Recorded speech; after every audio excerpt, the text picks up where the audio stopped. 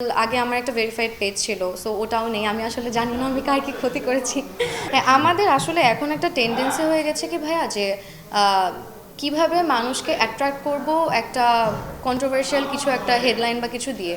So এটার জন্য হয় কি অনেক ভালো কাজ ওভারশ্যাডো হয়ে যায়, আবার অনেক কিছু আমরা যেটা চাই না মানুষ দেখুক ওইটা আমরা আরও বেশি দেখি। সো এই জায়গাটাতে আমাদের আরেকটু সেন্সিবল হওয়া উচিত। এটা অবশ্যই উচিত না। এটাতে আসলে হয় কি আমাদেরই আইডেন্টিটি ক্রাইসিসে ভুগতে হয়। সোশ্যাল মিডিয়াতে আমাদের অথেন্টিক পেজটা বা প্রোফাইলটা পায় না। যেমন আমার এখন হচ্ছে কোনো অফিসিয়াল, আগে আমার একটা ভেরিফাইড পেজ ছিল, সো ওটাও নেই। আমি আসলে জানি না আমি কার কি ক্ষতি করেছি। সো আমার পেজ প্রোফাইল কোনোটাই নেই। নতুন আমি একটা পেজ রান করেছি, বাট একটা হয় কি 1 মিলিয়ন 2 মিলিয়ন ফলোয়ার তো অনেক বছর টাইম ইনভেস্ট করতে হয়, একটা পেজ হোক প্রোফাইল হোক। প্রত্যেকেই আসলে তার জায়গাটা অনেক পরিশ্রম দিয়ে অর্জন করে। সো এই জিনিসগুলো আসলে করা উচিত না। কারণ আপনি যার সাথে যেরকম করবেন, হয়তো আপনার সাথে সে রিভেঞ্জ না নেক, বাট সামহাউ আপনার সাথে খারাপ হবেই। সো কারো আসলে খারাপ করা উচিত না। এটা মানে মানুষ অনেক কষ্ট অর্জন করে। পথে হলো দেখা, যখন আমার ডিরেক্টর চাবে বা হচ্ছে সময় সুযোগ যখন হবে তখন আর কি, ইনশাল্লাহ। পথে হলো পরিচয়, পথে হলো দেরি, দুইটা কাজই আমার জন্য আসলে আমার ক্যারিয়ারের অনেক একটা বড় মানে পার্ট জুড়ে আছে। অ্যান্ড ইটস পথে হলো দেরি স্পেশালি আমার জন্য একটা টার্নিং পয়েন্ট। আমার অডিয়েন্সের অ্যাকসেপ্টেন্সটা অনেক বেড়ে গিয়েছে আফটার দ্যাট ওয়ার্ক।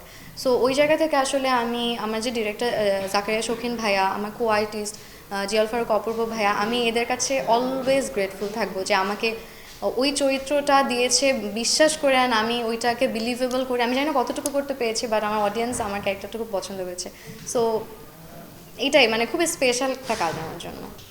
নারী প্রধান গল্পে আমি রাফাত মজুমদার রিঙ্কু ভাইয়ের একটা কাজ করেছিলাম, রঙিন আশা। তারপর হচ্ছে ভিকি সাহেব ভাইয়ের একটা কাজ করেছিলাম চিহ্ন, যেটা নারী দিবসে হচ্ছে রিলিজ হয়েছিল। সো এগুলো কাইন্ড অফ একটু হচ্ছে নারী কেন্দ্রিকই বলা যায়, বাট আমি আরও বেশ কিছু কাজ করেছি যেগুলো কোনো রিলিজ হয়নি। ওটিটি না, যেটা বললাম আসলে সিনেমা ওটিটি, সিনেমাটা একদম ডিফারেন্ট, সিনেমাটা আরও টাইম কনজিউমিং, বাট ওটিটিতেও তো আসলে নাটকটা যেহেতু রেগুলার করা হয়, সো এখন আমাদের মোটামুটি একটা আইডিয়া হয়ে গেছে যে আমরা কি কাজ করব, কোন ধরনের কাজ করব। বাট ওটিটির ক্ষেত্রে আমার কাছে মনে হয় আমার যেহেতু শুরু, আমার ফার্স্ট, তো আমি একটু ভালো কোনো গল্পে এক্সেপশনাল কিছুতেই করতে চাই। আর আমি সত্যি কথা বলতে আমার কাছে খুব একটা ওটিটি যে আসে এমনও না।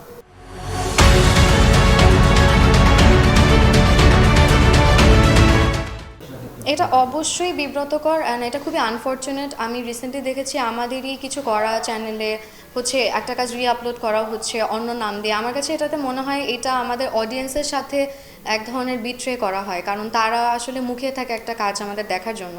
সো নতুন থাম্বনেইল দিয়ে সেম কাজই আরেকবার নতুন নামে দেওয়াটা, এটা খুবই ডিসঅনেস্ট, নিজের কাজের প্রতি নিজে ডিসঅনেস্ট।